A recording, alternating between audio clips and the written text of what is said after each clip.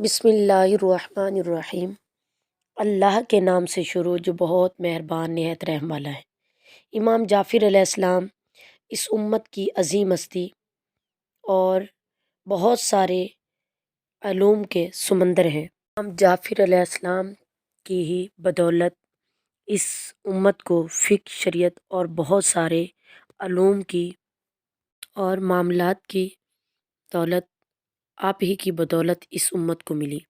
امام علیہ السلام کا علم صرف فقہ، شریعت اور حدیث اور علم الکلام تک ہی محدود نہیں، بلکہ علم کیمیا، طب اور بہت سارے علوم کی بنیاد بھی آپ ہی نے رکھی۔ امام جعفر صادق صرف امام العرب ہی نہیں بلکہ یورپی دنیا اور بہت سارے ممالک نے آپ ہی کے علم کو جو ہے چنا ہے اور آپ کی کتابوں کے ہی ترجمے کر کے جدید سائنس کی بنیاد رکھی۔ آج دنیا جس سائنس اور ٹیکنالوجی کے ذریعے میں تسخیر کر رہی ہے، اس کی بنیاد نبی کریم صلی اللہ تعالیٰ علیہ وسلم کے فرزند نے دنیا کے سامنے لایا تھا۔ امام جعفر علیہ السلام 80 ہجری میں مدینہ منورہ میں پیدا ہوئے۔ آپ کے والد جعفر اور دادا محمد سجاد عبادت گزاروں کے امام تھے اور نبی کریم صلی اللہ تعالیٰ علیہ وسلم کے نواسے امام حسین کی اولاد تھے۔ 12 سال اپنے جد امام سجاد کے زیر سایہ تربیت پائی۔ اس وقت واقعہ کربلا کو صرف 12 سال گزرے تھے جب امام جعفر علیہ السلام کی پیدائش ہوئی، لہٰذا مدینہ منورہ اور خاندان رسول صلی اللہ تعالیٰ علیہ وسلم میں دن رات امام حسین کی شہادت کا تذکرہ اور ان کے غم میں دن رات گریہ و زاری کی آوازیں سنائی دیتی تھی۔ چنانچہ امام جعفر صادق نے بھی اپنے جد مظلوم امام حسین کی یاد قائم رکھنے کی کوشش کی۔ جب آپ جوان ہوئے تو دمشق میں علوی بادشاہ شام بن عبد الملک کی حکومت تھی۔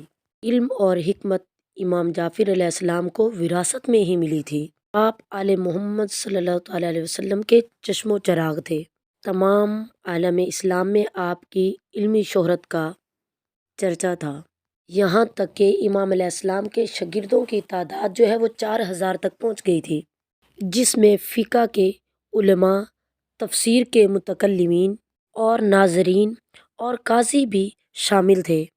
آپ علیہ السلام کے دربار میں یہود و نصارہ بھی آیا کرتے تھے، دہریہ اور قدریہ بھی آیا کرتے تھے اور آ کر سوال پیش کیا کرتے تھے اور امام علیہ السلام ان سے مناظرہ کیا کرتے تھے۔ سوال یہ اٹھتا ہے کہ امام جعفر علیہ السلام کو اتنے علوم میں دسترس کیسے حاصل تھا؟ دراصل مورخین کا ماننا ہے کہ امام جعفر علیہ السلام نے کسی بھی مدرسہ میں کوئی تعلیم حاصل نہیں کی اور نہ ہی کسی استاد سے علم سیکھا، بلکہ آپ کا علم نسل در نسل سینے سے منتقل ہوتا رہا، جس سے ثابت ہوتا ہے کہ امام علیہ السلام نے جس علم کی روشنی دنیا کے سامنے بکھیری وہ دراصل محمدی علم تھا۔ آپ کے دربار میں دینی علم کے علاوہ ریاضی، فلکیات، بایو فزکس اور تمام جدید علوم کا تذکرہ کیا جاتا تھا۔ امام علیہ السلام اس کائنات کے رازوں سے پردہ اٹھاتے اور لوگوں کو جاہلیت اور ضلالت سے بچانے میں کوشاں رہتے۔ امام ابن حجر لکھتے ہیں کہ لوگوں نے امام جعفر علیہ السلام سے بہت سے علوم سیکھے۔ یہ علوم مدینہ آنے والے زائرین اور حجاج کے ذریعے ساری دنیا میں پھیل گئے اور ساری دنیا میں امام جعفر صادق کے علم کا ڈنکا بجنے لگا۔ مشہور عالم دین میر علی ہندی لکھتے ہیں، اس زمانے میں لوگوں کو علم دین کا شوق تیزی سے پیدا ہو رہا تھا۔ فلسفیانہ گفتگو ہر طرف رائج ہو چکی تھی۔ قابل ذکر یہ بات ہے کہ ان تمام علوم کا سردار جس کے پاس ان تمام علوم کی چابیاں تھیں وہ مدینہ میں تھا۔ وہ امام علی کا پوتا تھا جس کا نام امام جعفر صادق تھا۔ وہ اس دور کا مفکر اور محدث تھا اور ہر علوم پر مہارت رکھتا تھا۔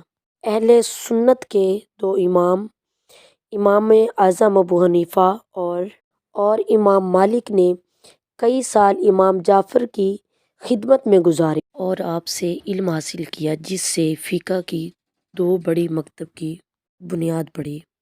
ترقی یافتہ دنیا میں ہوا میں اڑتے جہاز، خلا میں منڈلاتے سفینوں سے لے کر سمندر میں تیرتی کشتیاں، جگمگاتے شہر کی روشنیاں، مشینیں اور دوائیاں، غرض کہ ہر چیز علم کیمیا کی دین ہے، اور اس علم کیمیا کی بنیاد امام جعفر علیہ السلام کے شاگرد خاص جابر بن حیان طرطوسی نے رکھی، جنہیں فادر آف کیمسٹری کے لقب سے نوازا جاتا ہے۔